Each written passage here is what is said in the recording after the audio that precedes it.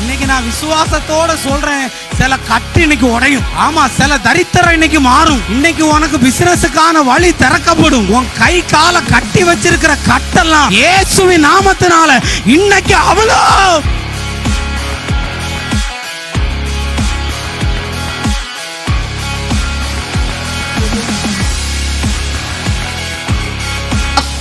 எப்பொழுதுமே தேவனிடத்திலிருந்து நம்மை பிரிப்பவன் அல்ல.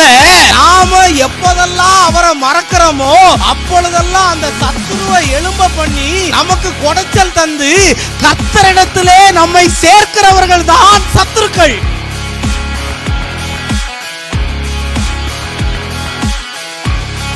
நீ இழந்து போனதையெல்லாம் நீ சாகிறதுக்கு முன்னாடி கர்த்தர் பெரிய அளவுல உனக்கு தந்துதான், உன்னை ஆசீர்வதிச்சுதான் மற்ற காரியங்களுக்கு கொண்டு போவாரே தவிர நீ இழந்து போனதையெல்லாம் மீட்டுக் கொள்வான்.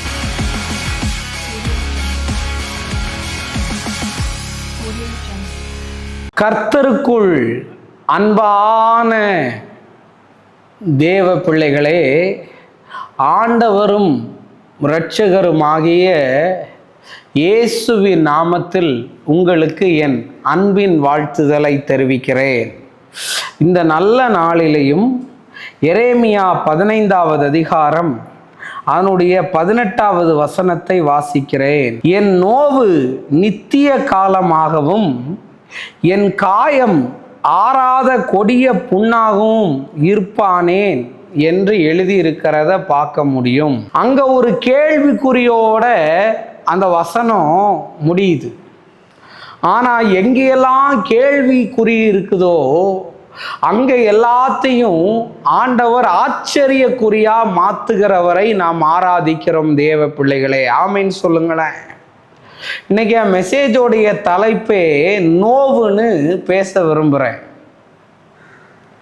நோவுக்கு ஆண்டவர் நோ சொல்லிடுவார், இனி கவலைப்படாதீங்க. எரேமியா சொல்றாரு, என் நோவு நித்திய காலமா இருக்குமான்னு கேட்கிறார். அப்படின்னா என்ன அர்த்தம்? நான் வலியிலேயே பிறக்கணுமா, வலியிலேயே வாழணுமா, வலியிலேயே சாகணுமான்னு கேட்கிறார். நித்திய காலம்னா அதுதானே.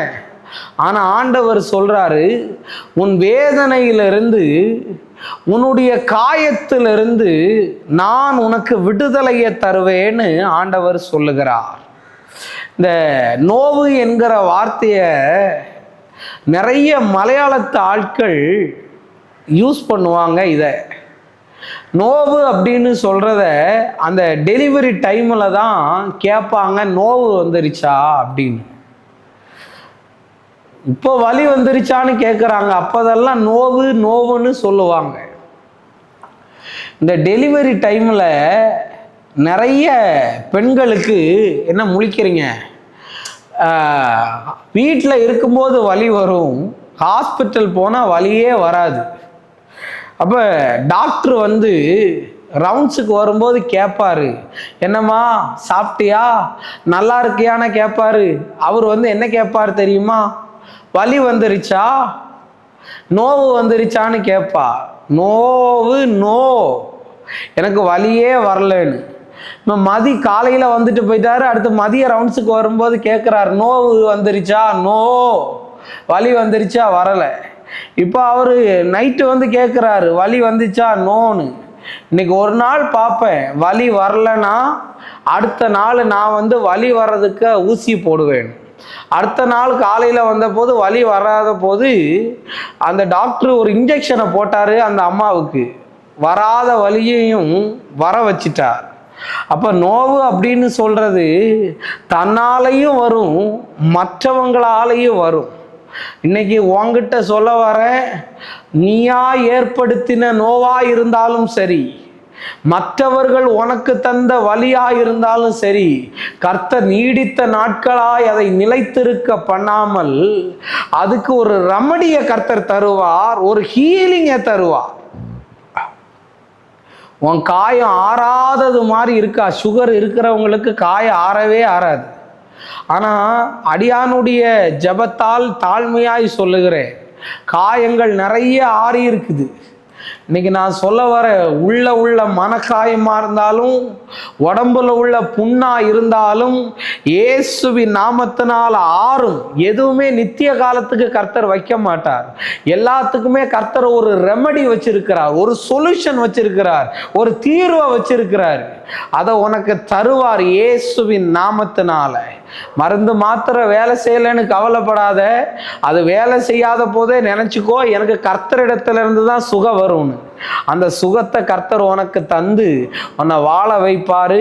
நம்ம ஜெபிப்போம். அன்பான நல்ல ஆண்டவரே, இந்த நேரத்துக்காக உமக்கு நன்றி சொல்றேன். ஆண்டவரே, நீர் எங்களோடு பேசின நல்ல தீர்க்க தரிசனமான வார்த்தைகளுக்காய் நன்றி.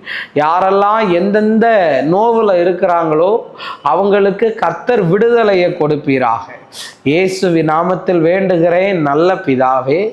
ஆமென், amen, amen. God bless you. கர்த்தர் உங்களை ஆசீர்வதிப்பார்.